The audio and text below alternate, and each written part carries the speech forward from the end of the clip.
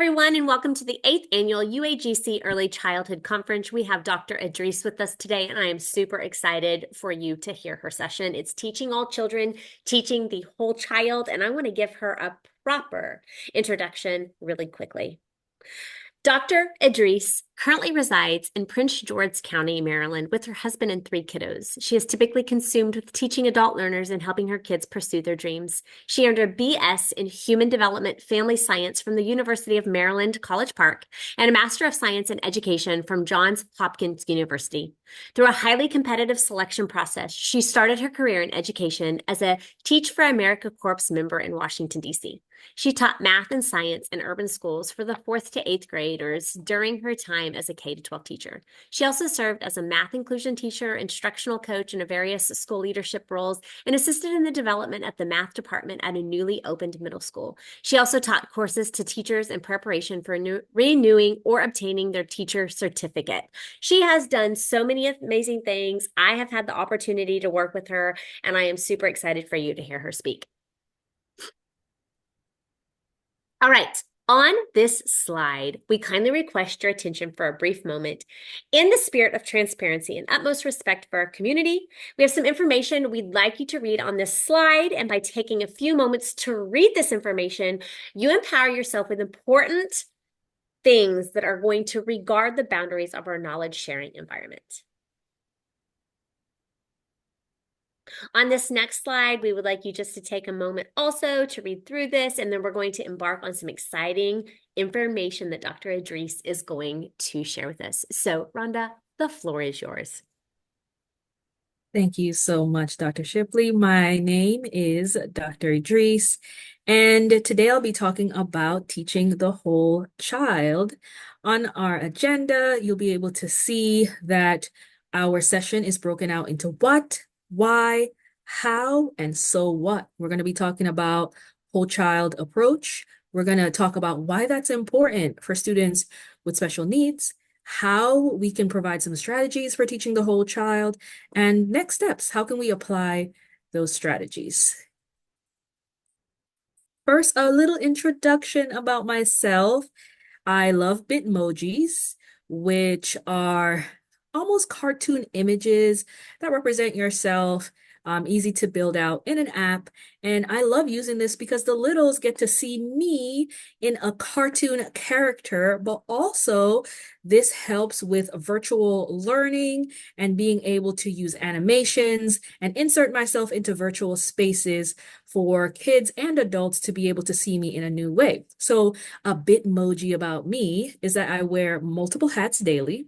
I'm a wife. I've been married for 10 years, and I'm also a mom of 3.75 kids. I'm about to have a baby, my 4th baby, next month. I'm also an educator. I've been an educator for about 10 years as well, and all things education for my degrees, because I just love seeing kids learn new things and learn things in a new way, and it excites me so much. So I will definitely be continuing in education for the foreseeable future. And the what? This is what we're doing today. Our objective is that by the end of the session, participants will be able to first define the whole child approach. How does that connect to early childhood alignment or early childhood education alignment? Is by being able to define the whole child approach, we can support the growth and learning of students with special needs in early childhood education. Also, by the end of the session, hopefully we can analyze the importance of taking a holistic approach to teaching and supporting children with diverse abilities. And this can help us support and consider various aspects of a child's development, including their physical, cognitive, emotional, social, and behavioral domains. Next, we'd be able to evaluate some strategies for whole child practices in order to effectively teach students with special needs. This will still support and consider their various aspects of their developmental domains. And also, this would also support this understanding that all children, no matter their abilities, deserve high quality education to be prepared for what's next. And what's next could be the next grade level, the next career choice, or the next opportunity to go to college, as close or far away as it might be, our goal as ECE professionals is to help prepare our kids for whatever is next. Lastly, develop some type of action plan for creating inclusive and supportive learning environments. Once again, this will also be important to help our kids and support this concept for ECE professionals that all children deserve high quality education to be prepared for what's next. Let's talk about the what, which is whole child approach. Let's understand the whole child approach and explore what we are learning about. Let's first talk about the definition of whole child education according to Byrd, the comprehensive development of every aspect of a child's being, including their physical, cognitive, emotional, social, and language domains. We can see how important considering the child's developmental needs are here in whole child education. On the screen below that is an image of Bronfenbrenner's ecological theory, where the child is at the center. And it considers, we need to consider the context of the child, their microsystem, mesosystem, exosystem, macrosystem, chronosystem. We're thinking about all the different things that influence the development of a child, all the different people, systems that children experience and are exposed to that impact how they develop, the skills they bring to us into our classrooms, and the context from which they bring those things. These considerations are essential or significant for early childhood education because it helps to promote foundational development. It helps to help our kids prepare for learning. It also helps us analyze our students' readiness for learning, understanding the context of our children in our classrooms help us prepare for inclusive practices so that all kids are able to access a high quality education, are able to access curriculum, are able to access and participate in all activities, are able to gain the same quality of educational experiences regardless of their ability. It also helps to promote resilience, perseverance, and well-being, and this sense of belonging, which there are strong arguments and research out there about the connection between sense of belonging and your capacity to learn, ability. Everyone has the capacity to learn, but feeling like you belong somewhere helps you to feel an inclination to engage in that learning, to engage in that community. So that sense of belonging is super important. Also, long-term outcomes. Early childhood education is so important because we're talking about our early readers, early writers, how students feel about school, how students feel about learning. We're building some foundations here for where our students might end up in the future. Also, equity and justice. This could be an equalizer for students if we take on a whole child approach, because while they might not be able to access certain activities if done in one way, should we provide them with multiple approaches, you're equalizing the opportunity for kids to be successful. Everyone gets that chance.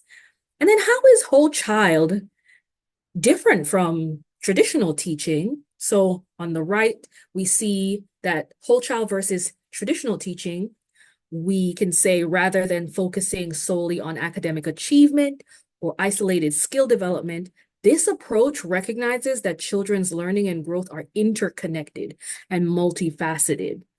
What we're trying to say here is that traditionally in teaching, we think about how many scores or points a student might need to get on a test or an assignment. That's the focus.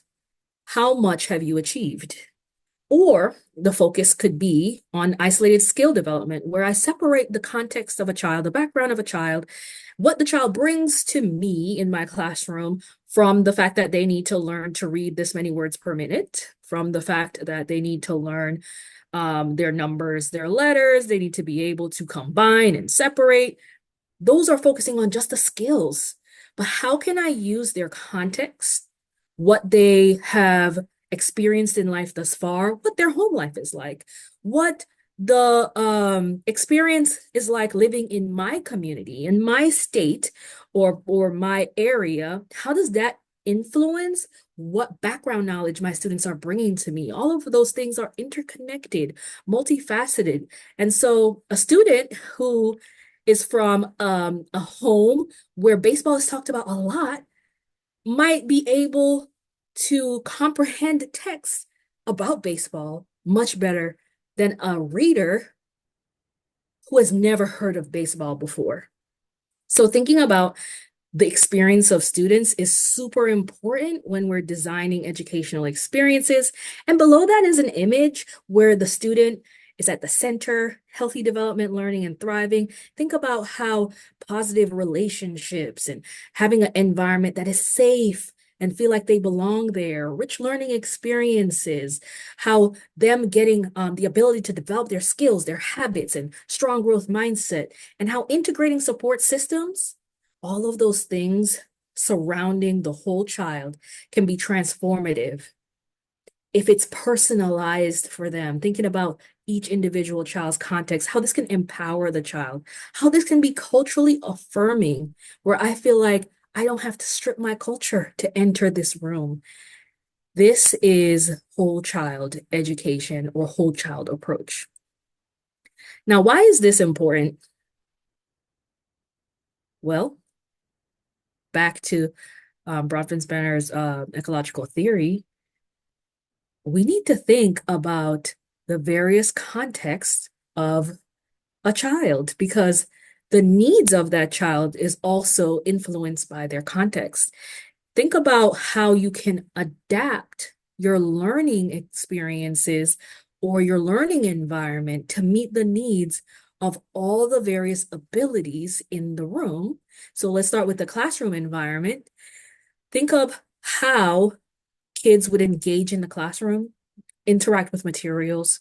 How are they able to interact with things that they see, touch, in the room, smell? We're also thinking about visually. We're also thinking about sensory here. Think about the classroom environment as their community at school. Think about individualized support that students might need, and also bringing in the family. Family involvement is essential because that's a huge part of what makes a student's value system, what determines their likes, dislikes, things that are a part of their background knowledge. So having that family involvement is important, but also to have an advocate, to building support, because having that alignment between home and school will definitely improve the educational experience overall for our kiddos. And for mesosystem, think about collaborating with other professionals. We can't think and perform in isolation. Collaboration is essential. And then also tapping into community resources. What does my community provide to help students with various abilities? And then think about your exosystem. Think about your school policies, your district policies, how that might influence or affect your individual students. Think about state or local legislation. How would that influence how your students, what resources your students are able to access, or influence what you are able to do for your students to provide access? Also consider school climate. No, I'm not talking about the weather here. I'm talking about the social, emotional, and values that are an essential part of your school makeup. You're thinking about the things that are of importance. For example, when we talk about high school, right? My high school was a crazy football high school. So the school climate was football centered at my school. So football was life. We eat, breathe, sleep, football. Think about your school climate. What's important to your school? How can I ensure that all my kiddos can gain access to those things that are important? How can I ensure that the things that are important aren't barriers for my students? And then for the macro system, we're thinking about, we're kind of zooming out. We're thinking about social attitudes and beliefs. What are the social attitudes and beliefs about what students are able to do or expected to do? And then how can we inform people that might be misinformed about what students should be able to do or capable of doing? This might include sometimes going back and informing parents that, yes, your child can learn to draw a face, even though they struggle with fine motor skills. This is how we can break down this skill, and this is how we could do it over this amount of time, this time frame. But sometimes we have to get other people on board and educate them in order to have a shift in negative social attitudes and beliefs, but there are also some positive social attitudes and beliefs. And we want to tap into those to get support and maximize support for our kids. Also think about the opportunities that might be out there for our kiddos and their families, and think about how we can maximize those to support them. And then lastly, Chronos system, think about the historical context of your students, of their background. Also think about the age we're in, right? We're in the digital age. How can I leverage technology and the fact that students are digital natives in order to support their diverse needs and abilities? How can I gain an understanding of life transitions? How can I think about all of the experiences developmentally that a child would have had all the way up until now and consider that in how I design educational experiences for them? A little bit more about the why. It's important that we think about whole child education because, well, let's explore the complex and inclusive needs of students based on the domains of child development.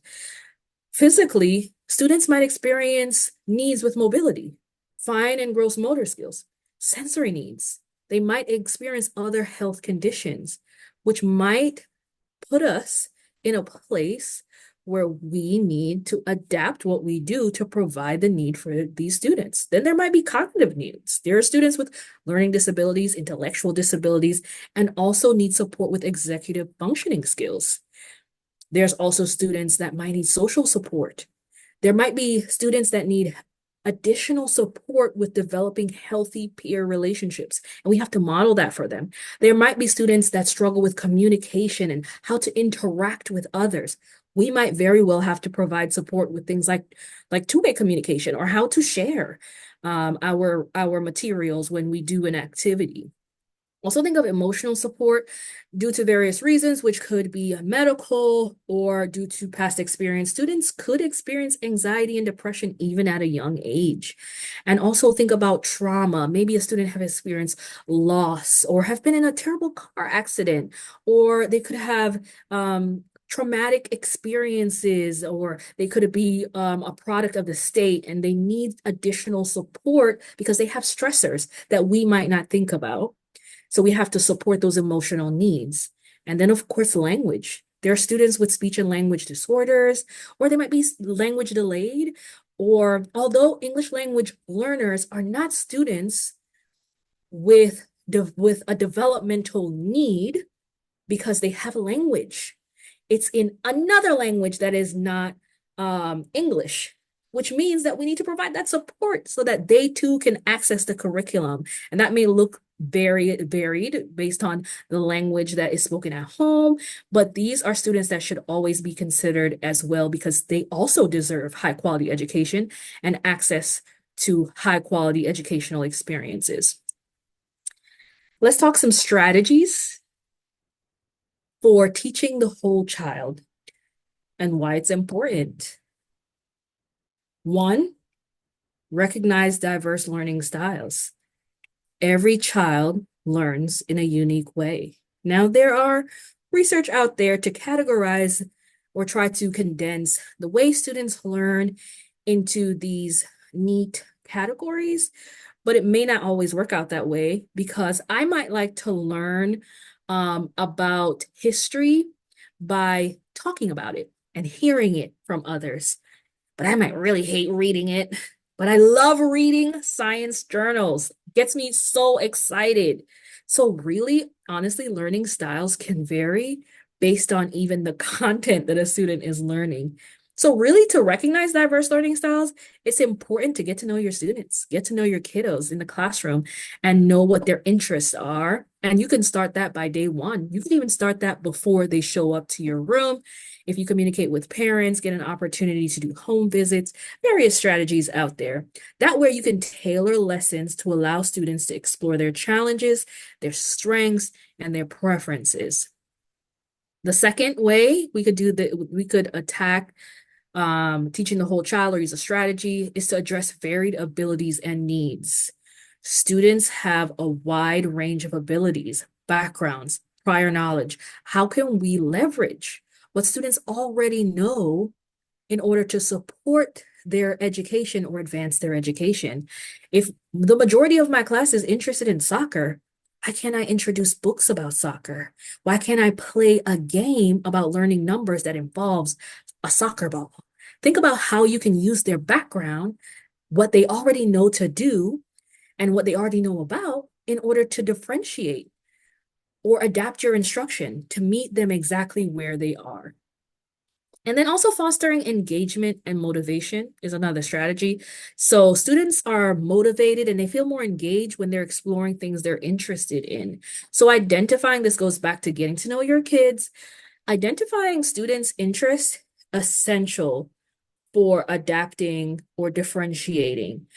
When we promote student voice and choice, when we elevate their voice to let them know that what you say, what you desire is important in this room.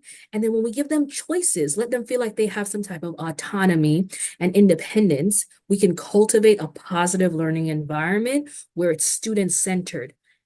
Now you are a facilitator of learning versus just a distributor of knowledge. The next approach is to promote equity and inclusion. So remember that all students, regardless of their background, abilities, or learning differences, should have equitable access to quality education and opportunities for success. When we keep that at the center, which is also why it's at the center of the screen, because we keep this at the center, it keeps us grounded. Having an understanding that not all of us show up in the room with the same amount of knowledge, with the same abilities, and with the same level of education, then we can really meet students where they are to build them up to where they need to be. So the intensity of support for students should look varied. And it's easier, so much easier to just make a one size fit all, but the reality is one size never fits all. Have you tried to get into a one size fits all pair of jeans? This is not traveling pants. It does not work, unfortunately, for everyone. So thinking about equity and inclusion, about everyone deserves to have equal access to high quality education can help us stay grounded in doing the work and the intellectual preparation for ourselves as early childhood educators to provide that support for our students. And then supporting social and emotional development. A lot of times, because we want to focus on the skills that students need to learn, we tend to take away the social and emotional needs and development that could aid, that very well does aid in the skill development, but also holistically in life, their ability to demonstrate growth, persistence, and perseverance in the future. They need those skills, those social emotional skills and regulation.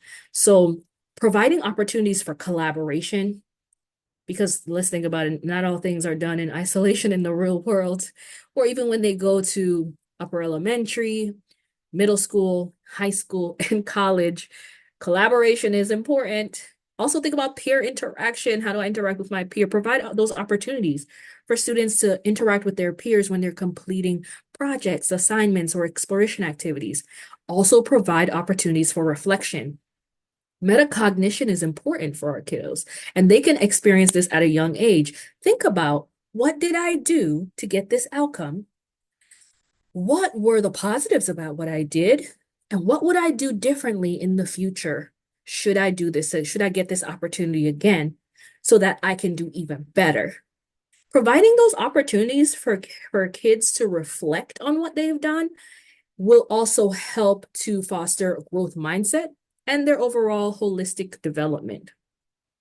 Next is empowering student agency and ownership. And I did mention voice and choice before, but let's think about when students have a voice, that means they are able to actually tell you what their interests are or tell you what they desire to do. And when they have a choice, if they have more than one option in their learning experiences, they become active participants in their education. They are taking ownership of their learning. They feel like they have a stake in this. They become more engaged or better equipped to be engaged, because this is not something that is just handed to me based off what my teacher likes or what my teacher knows or what the standard curriculum says I should do. It's because it's something that's presented to me that I like, I might be interested in, and I get a choice in what I want to do. It kind of beefs them up to have that agency, that pumps them up to want to actually participate. And then goal setting and progress monitoring, that also fosters autonomy, self-efficacy, and a growth mindset. So goal setting can be done at a younger age. Help a student understand that they can decide that I want to do this in this time frame. I want to get this done. And I can always check my progress on getting this done. And also, this helps them feel empowered to be able to do the thing. It helps them feel bringing that self-efficacy in. When people, based on self-efficacy and theory and research, when you feel confident in what you're doing, you're more likely to do it. If I feel more confident to lead project-based learning, guess what? I will implement project-based learning in my classroom because I feel confident about that, because I've done tons of professional development. I feel very knowledgeable about it. I feel very confident about it. So of course I'm going to implement PBL in my classroom. However, if I'm a teacher who is not that confident that I can really do it, I feel like, my God, that's a lot of moving around. I don't see how that's something that I could do. Then I'm less likely to implement something like project-based learning in my classroom. It's the same thing for our kiddos. If I feel confident in reading, I will read. If I feel confident that I can cut my paper in a straight line, I will try. But that also brings in growth mindset. If I feel confident that I can try, but I might mess up, I'm still willing to try because I know that I am learning. So bringing in that growth mindset is also important for increasing that engagement, because you want students to feel that mistakes are just a part of the learning process. It's better to try than to never try at all. And so those things pair very well together, self-efficacy and growth mindset. And then lastly, maximizing learning outcomes. When students progress at their own pace, they achieve deeper understanding and proficiency in academic skills and concepts. What we mean by their own pace? No, I'm not saying that we should totally ignore state standards, expected skills. No, that's not what we're doing. We're thinking that every student progresses differently towards standards, towards learning outcomes, towards learning objectives. Every student really does. And if we give students the tools to assess or understand the progress they're making, and we acknowledge that every student is doing it at a different pace, they can gain a much deeper understanding and a much more robust development of the skills and concepts that we want them to gain. Because students no longer feel left behind, they do not feel set apart from their peers. They understand that I am moving at my pace and I will get to that goal. I will get to that goal, but I might not be moving as fast as my peers. And personally, I do have a daughter who is currently a very strong reader. She reads like a fourth grader, but she just turned 6. And her comprehension is a little bit lower than that of a fourth grader. But for her peers, they might see her reading fluently. She's not even reading picture books anymore, right? They might think, oh my goodness, I should be able to do that. No, you're reading at your own pace based on what the standards say. We're going to push towards that goal, but you might not get there at the same time as everyone else. So educators can optimize learning outcomes for our kiddos and ensure that every child reaches their full potential if we actually progress monitor students at their own pace. So, a little bit more about the how. How can we utilize these strategies, put them into practice for teaching the whole child?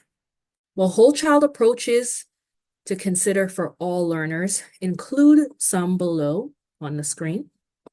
So, individualized educational plans or IEPs or 504 plans. This is one way that we attempt to teach the whole child because individualized education plans is based on that specific student needs. And now based on the jurisdiction you're in or the school district you're in, the actual process for developing an IEP or a 504 plan might look different. However, in this country, this is a beautiful thing because not all countries have this. So IEPs are a way to provide students with individualized support based and also include support based on the developmental needs. If we need occupational therapy, speech therapy, do you need time out of your class? Do you need push into your class support? Do you need social emotional support, counseling? These are all components that can be considered in an IEP. And then for 504 plans, some additional supports. Oh, by the way, accommodation and modifications, of course, in an IEP. And then for your 504 plan, maybe a student, maybe the ability or disability doesn't affect how they advance in their academic experiences, but it might affect how they access learning experiences, like maybe they need frequent breaks, or maybe maybe they have a medical condition and they need frequent bathroom breaks or different bathroom or toileting considerations. Maybe they need adaptations to their manipulatives, but they are currently quote unquote on grade level or at developmental expectations. Maybe they don't need an IEP, which more so involves more educational goals and objectives, and maybe they just need a 504 plan. So I would always recommend having a deep understanding or really good understanding of IEPs and 504 plans because that's important even for us as early childhood educators. Also, professional development and training, taking the bull by the horn here. You are in charge of your professional development and training too. You have autonomy and agency to do so.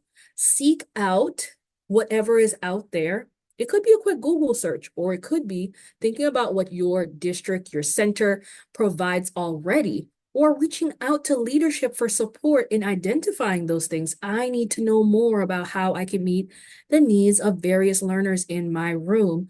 What can I do to learn some things? There are resources out there that are in a more webinar format, right? Or it could be a one-pager that you read to gain some understanding. It could even be going on YouTube, honestly, or it could be attending a formal conference like this one, or it could be something like going back to school. But professional development and training is definitely going to be essential for teaching the whole child because children's contexts are constantly changing and developing based on the time period we're in. If you've been in early childhood education for multiple decades, you already know that things change over time. Policies change over time, cultural context change over time. I mean, my 6-year-old was talking about Roblox, which is a video game. I had no idea what that was when I was in school. I didn't even have cell phones when I was in school. Matter of fact, Wi-Fi was not in existence when I was in school. So can you imagine how different life will be for our young children in another 10 years? So constant development for ourselves professionally, super important. Also think about differentiated instruction and accommodations. This might be outside of an IEP that we're talking about right here. Maybe you have to adapt what certain sheets, maybe you have to have different levels of text. Maybe you have to include more pictures for our English language learners or students that might not have enough language. Maybe you need more pictures. Maybe you need to do a picture exchange system if their language development is not where it should or is expected to be at this age. Also, think about positive teacher-student relationships. Leveraging the relationship we have with students, it can be essential for student engagement because when students feel connected to you in a positive way, they show up differently in the room. The way they adapt to your instruction or the way that they even manage their own behaviors can actually change based on the relationship they have with their teacher. And then positive behavioral incentive systems. This is tagged as PBIS, if you ever heard of this. This could be school-wide or this could be just in your classroom. But having an incentive system tied to positive behavior can definitely improve the engagement for education that students perform in. For example, I had an economy system in my classroom where kids got their own little bucks, and we called them at the time tiger bucks because our school mascot was a tiger. And our kids were able to earn money through tiger bucks, right? And we had a whole visual chart. How do I earn my bucks? I can do these different things. Like if I participate in my class job, if I'm the caboose or the line leader, different activities that they could participate in. Or if they gain points for something. I had a marble system in my classroom, and every time the whole class transitions to lunch or from outdoors in their hallway high five, as I would like to call it, where they're, like in a ordered manner, in their appropriate voice levels, then the class as a whole gets 2 marbles in a small jar. And if we fill up the marbles, then the whole class gets 10 tiger bucks. And then they get to spend their tiger bucks at the class store or the school store. This is just an example of a positive behavior incentive system. It's tied to positive behavior. It is not punitive behavior. It's not highlighting punitive behavior. So the focus is here. What good things, amazing things, collaborative things, positively impactful things can I do in order to gain an incentive versus if I don't do this, well, you're not going to get this. I'm going to take this from you, or we're going to call your parents. It's less focused on the punitive behaviors or sorry, approaches, and more focused on the positive things, reinforcing the positive behaviors we want students to see. And sometimes students might need additional positive behavior support, or they might need a behavioral plan. Now, this sometimes can be a part of an IEP, or it could be something that is separate and outside of an IEP, because an IEP is determined by whether or not something affects a student's access to education and learning. So maybe a student needs an individualized positive behavioral support because PBIS is not enough for them to modify or replicate or show positive behaviors in the time frame that we need them to in order to participate in educational experiences. And then cultural responsive teaching, or it could be called CRT, cultural responsive teaching, or culturally affirming teaching. A lot of different ways we can say this, but essentially we're thinking about the background, the culture, the various things that impact or develops or maybe not develop, but goes into someone's culture, what music they're interested in, if they're what state they're from, what community they're from, language they speak, types of movies, value system, religion. There are many things to consider for culture, and there are definitely multiple layers to culture. But thinking about the culture of your students And then responding to that culture in the way you teach them is important. Let's go back to the football example. If 33% of my students are from backgrounds and cultures that find football to be called soccer, or soccer to be called football, then that's something that I can explicitly say in my classroom. Because while I'm saying football, 33% of my kids think I'm talking about soccer, while the other rest of my kids think I'm talking about American football. So making that distinction for my kids is important so they can all know exactly what background information they're going to utilize when we're talking about football.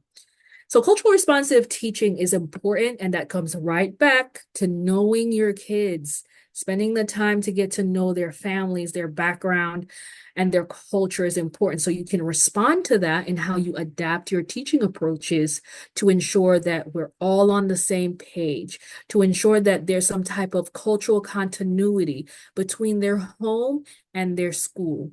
They get to still feel that their culture matters, and they don't have to change their culture in order to take part in learning experiences.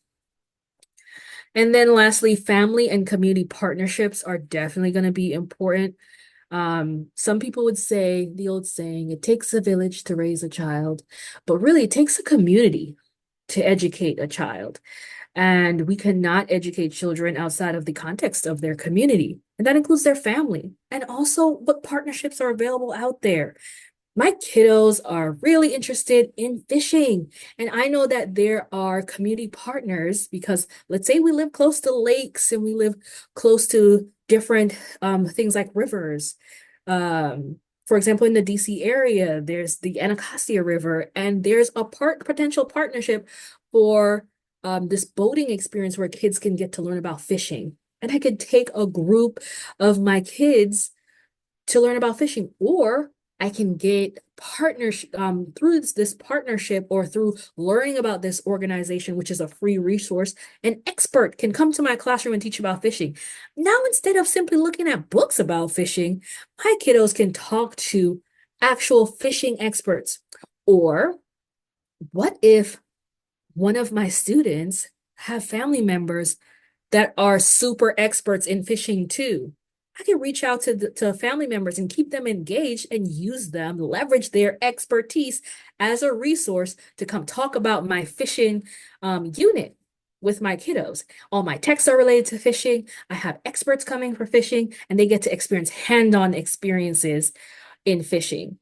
So thinking about how we can leverage family and community partnerships would be essential to teaching the whole child and also adapting the way we teach for the needs of all our kids. Now, what exactly does this look like? Here are some strategies for teaching the whole child and some specific potential guidelines for creating inclusive and supporting learning environments. First, let's talk about cultivating a positive classroom culture. It's important to set clear expectation for our kids. What are you expected to do? So what's the activity? How are you expected to do it? How should your body move to do it? How should your voice level move to do it? And then how long do you have to do it? Okay, guys, we're going to take this much time to do XYZ. Now, you might have to adapt how much time some kids get because that's a part of providing an accommodation. That is fine. But set those clear expectations for kids when we tell them what they need to do. Also creating strong systems, routines, procedures. How do my kiddos enter their room? How do they operate around the room? How do they sit? How do they return materials to me, or do I return materials to them? How do they pack things up? What is the routine for dismissal? What is the procedure for if I don't know where something is? How do I tell my teacher? How do I gain access to a material? Thinking about the different systems, routines, making those visual for kiddos and explicitly explaining those things to them would definitely help in a more supportive learning environments, and also evaluating those routines yourself to ensure there's no gap in there. What if you create a procedure that's not supporting of one of your kiddos who may have some mobility issues. They might be wearing a brace for 10 weeks, or it might be a kiddo who's in a wheelchair. What if your procedures is not supportive of that? By creating those procedures, those routines, evaluating themselves based on the needs of your kids, you can fill in those gaps to make sure that all kids gain that inclusive support. Also promote a sense of safety, belonging, mutual respect among students. Believe it or not, students do not learn how to treat each other automatically. It's not something like, oh, developmentally, now I'm at the place where I know how to treat others. They actually see and model how we treat each other. And so the way we treat students is a model for how they could potentially treat others in the future. Also, the way they see family members treat each other could be a model for how they think they should treat other people.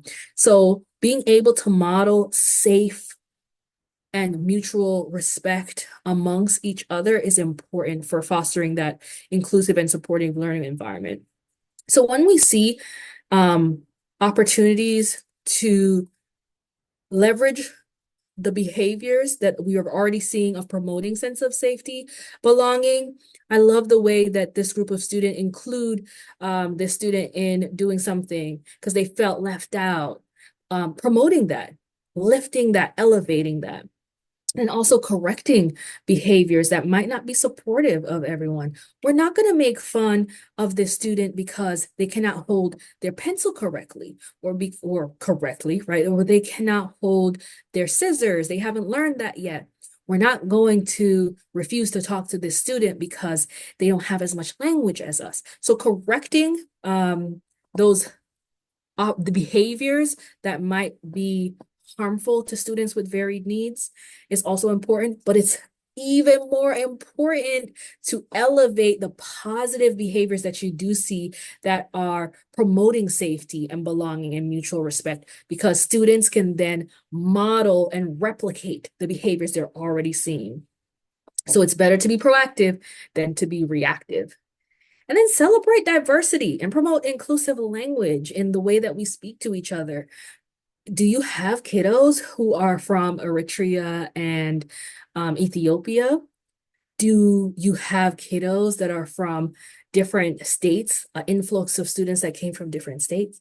Do you have students with varied religious backgrounds? Think about how you can celebrate the differences and allow students to understand that differences is just another way for us to learn something new about each other. And how can you promote inclusive language that helps everyone feel included? So when we're talking about inclusive language, we're talking about language that does not separate us as us and other, me, other. We're in this together. All people's viewpoints are important. All people's backgrounds are important. And then how can you foster a growth mindset? This idea that we are constantly learning, that mistakes happen and you should not be afraid of them, that you can persevere, that you can try again, that it's important to try. How can we foster that growth mindset in our kiddos from such a young age? That will be important for cultivating a positive classroom culture. And then next, embrace universal design for learning. We have two under this category, UDL. It's important that we design instructional materials. So these are student-facing materials, the activities that students participate in, the assessments that we use to determine at what place in their academic journey a student is in. We need to make sure they're accessible for all kids. We need to make sure that they are able to engage all students. So that might be adapting instructional materials. I mentioned pictures before. It might mean including more pictures than words. It might be that you need to include language in all over the room in multiple languages so that all the kiddos can leverage what they already know in their home language to what they know in English. Maybe it looks like including activities that the students are more familiar with. Maybe students aren't familiar with certain words like sod. And so maybe I have to explain to kids what sod is and how that's related to grass if it shows up in a story, I do a read aloud and SOD is mentioned, I might have to pull that out and help them with that background knowledge. What if I live in an area where sod isn't something that's commonly talked about or even used because we don't really plant grass like that? Or what if you live in an area where you mostly experience, I forgot the name of the fake grass, but let's say something like that, you have to mention it explicitly to students. This is where we pull those out of the instructional materials so that all students have an understanding or that background knowledge that they need. And also assessments, you want to make sure the assessment is appropriate for the developmental needs of that student. And also that we're constantly assessing students based on where they are developmentally so that we can intervene as much as possible to provide those supports. Provide multiple means of representation, expression, and engagement.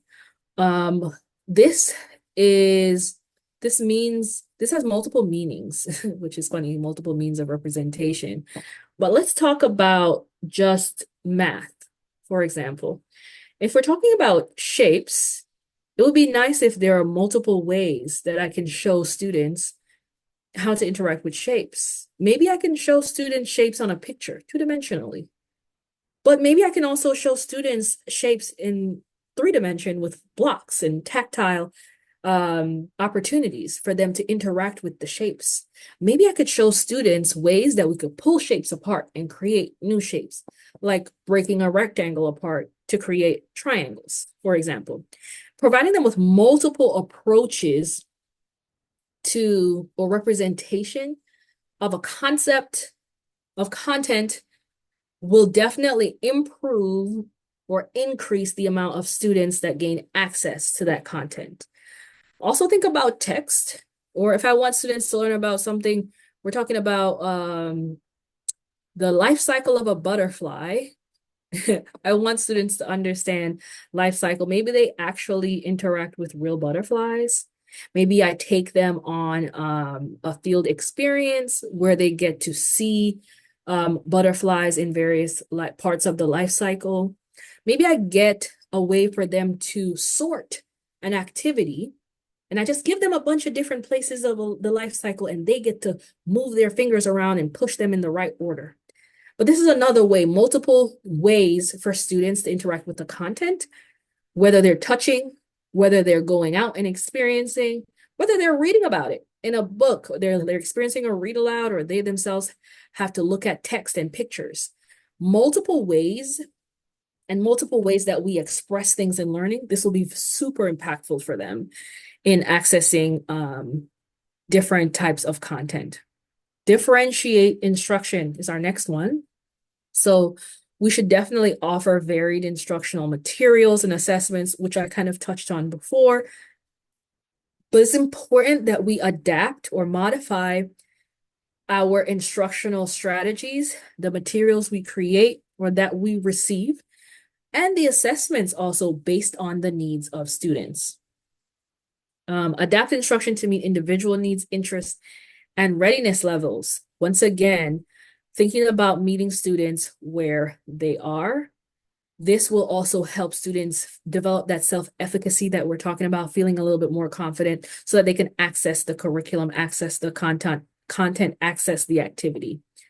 Provide scaffolding and support for students who require additional assistance. Sometimes there are students who need additional assistance outside of an IEP, and that is okay. Providing that scaffold could look different based on the need of the students. But once we've recognized that a student needs some additional, it could be repeating instructions. I might have to repeat instructions to a student who's a bit more distracted, and I have to do a little bit more check-ins than I have to with other students, and that is okay. Or maybe I have to create a visual chart that says, okay, red means I need a break. Green means I'm good to go. And they flip that card to tell you, like, it's just too much for me right now. I cannot continue to look at these words. I cannot continue to find all the words that start with A. It's too much for me right now. And you have that visual cue that they could provide you with, and they get a little timer for how long that break could be, and they go back to their activity. This could look different, but there might be students who need varied support physically, emotionally, language supports, going back to those domains. So consider that once we get to know our students. And then offer enrichment opportunities for students who need to be challenged. This, I feel, sometimes is not talked about enough. Support does not always mean scaffolding down, modifying down, or adapting rigor down. Sometimes it means that students need more to do. They need more challenging engagement opportunities or more challenging instructional or content that they have to interact with because they're a bit advanced for their age, their developmental expectations at that time. They're performing higher than what we would anticipate they would. It doesn't mean we just leave them be, oh no, they're good to go. They already know what they're doing. No, challenge those kiddos. For example, going back to my daughter, give her leveled readers higher than what she's doing. Give her opportunities to learn about comprehension. Give her opportunities to understand the structure of her story. That is totally fine. We always want students to know the needle should be moving. You should still be a continuous learner. It's the mindset shouldn't be, oh, I've learned everything for this grade or this age group, so I am tapped out. I'm good to go. No, we are always learning. And there is no set age that says you have to stop learning this now. That's it. Of course, we have to consider all developmental domains. All of our kiddos aren't ready to go to the next thing because there's another domain to consider, like emotional regulation, right? They're not ready for this yet, although content-wise, they might be ready. Emotionally, they're not ready. Physically, they might not be ready. So we're still considering all of the domains in terms of challenging our students or providing enrichment opportunities. But yes, give students additional things that they can explore, learn about, inquire about if they are already at a stage that they are expected to be, or they've gained the knowledge they've expected to gain. And then fostering collaborative learning. Let's encourage collaboration, cooperation, peer interaction among our kiddos. Let's get some group work in, some collaborative learning activities. Let's do some think pair shares, right? Some opportunities for them to do things together and work out problems together and brainstorm together. Let's promote a culture of shared responsibility. It's me and you in this together. We are both responsible for accomplishing this task, this goal, just like we as grown-ups have to do. And also a shared responsibility to provide support. These will help us create inclusive and supportive learning environments. This is also some other strategies promoting social emotional learning. So thinking about how those social emotional skills like self-awareness, self-management, social awareness, relationship skills, and responsible decision-making, where will this show up in my teaching for my kids? Also provide students with time and opportunity to practice and apply these social emotional skills in real life context. So this can look like, how can I resolve a conflict with my peer? How can I show empathy in the way I listen to my peers and how they feel? It also could look like community service and giving back to the community. And then establishing strong relationships. So we want to build positive, supportive relationships with students based on trust, empathy, and mutual respect. And this includes their parents. You want to establish strong relationships with parents as well. You want to take the time to get to know each student as an individual. Maybe you do a survey or all about me poster. Maybe you try to figure out what their strengths, their interests, their needs, and their cultural backgrounds are. Learn a little bit about their family. What do they find? What do kids find important? And what do they find important about their family?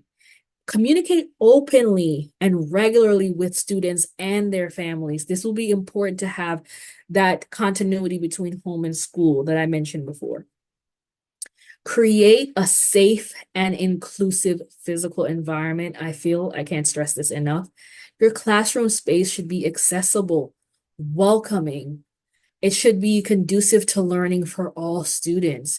It should consider whether or not students have sensory needs. Maybe you have to adapt your classroom space, but also you want it to be inviting and vibrant at the same time because these are young kiddos, and you don't want it to be over stimulating, but you want it to be welcoming. You want your visual supports for kiddos around the room. You want your language supports around the room, and you want literacy rich environment. Let's see those texts showing up in the room. Also provide flexible seating options, sensory friendly accommodations, those visual supports to meet the diverse needs of learners. And then lastly, provide continuous professional development. I know I've said it, and I'm going to continue to say it. Professional development is essential to providing or creating inclusive and supporting learning environments to provide the needs for all students to teach the whole child. So offer or seek out ongoing professional development and training for educators so you can enhance your knowledge, your skills, your competencies in inclusive practices, cultural responsiveness, trauma-informed care, and supporting diverse learners. Because you know what? This is not intuitive. This is a learned skill. And it might feel overwhelming at first, and I'm going to be the first person to acknowledge it if no one else has yet. It might feel like, oh my God, trying to adapt my instruction for all the kiddos in my room, that's a lot. However, it doesn't have to be. This is a muscle as an educator that you can continue to build and get strong, and it becomes a part of your nature, a part of your instruction, a part of your instructional practice. So getting that professional development is important for that to happen. And then seek opportunities to collaborate with other educators, because once again, you can't do it alone. Co-plan with other professionals, other ECE educators, leaders. Share the best practices that you know and learn from one another. Go to someone else's classroom and see how they do the thing. See how they're able to do more hands-on activities. Maybe you need coaching. Maybe in your center, there needs to be a practice of coaching that includes coaching cycles. And that's a way to develop educators to be more professionally sound in teaching the whole child. And then also professional learning communities. Maybe you want to create a virtual space where you can engage. Let's say that you work in a ECE center that spans multiple cities, and you could create a virtual space where everyone across those various cities could communicate with each other, post about the awesome things that they're doing, engage in webinars about what they're learning. These are different ways to ensure that ECE professionals are constantly developing professionally to teach the whole child. So let's think about these last two things. Let's start with Emma. This is a scenario about applying the whole child. So Emma is a 4-year-old student with autism spectrum disorder who struggles with social interactions and communication. She often becomes overwhelmed in noisy or crowded environments and has difficulty expressing her needs and emotions. So Emma's teacher wants to create a supportive and inclusive learning environment that meets her diverse needs and promotes her holistic development. So these are some strategies below that the teacher can engage in: develop a visual schedule and social stories to help Emma understand classroom routines, expectations. She could implement, or he could implement, peer buddy or a peer mentor program that would facilitate social interactions and friendships with classmates. Maybe provide a quiet corner or sensory-friendly space where Emma can go to calm down and regulate her emotion. Maybe collaborate with Emma's parents, therapists, and support staff to create a consistent and coordinated approach to supporting her social and emotional and academic goals. Maybe use argumentative and alternative communication systems or devices, or use such as picture card exchange or communication devices to support Emma's expressive and receptive communication skills. This oftentimes would probably be included in an IEP. So these are just some ways to think of the student's context. So far, we've thought about physical, emotional, we've thought about their community and systems of support here. We've thought about their social support needs. And these are some practical practices that could apply to Emma. And this is Javier, who's a 5-year-old student with Down syndrome who is transitioning into kindergarten. He has delays in speech and language development and requires additional support to participate in classroom activities and interact with peers. Javier's kindergarten teacher wants to create an inclusive and nurturing environment that supports his social, emotional, and cognitive development. Here are some supports below: peer relationships, social interactions through structured play, cooperative learning, inclusive group games. We can use some visual supports, gestures, and modeling to enhance Javier's understanding of concepts and instructions in the class. We could encourage the student to participate in classroom routines and activities at their own pace, celebrate their progress and achievements along the way. We could provide individualized support such as speech therapy, occupational therapy, early intervention services to address Javier's specific needs and promote communication and motor skill. This also could be within the context of an IEP once again. We can also collaborate with Javier's parents and therapists to develop a collaborative and coordinated approach to supporting development and inclusion. This was the last scenario, and super excited that I was able to talk to you guys about teaching the whole child.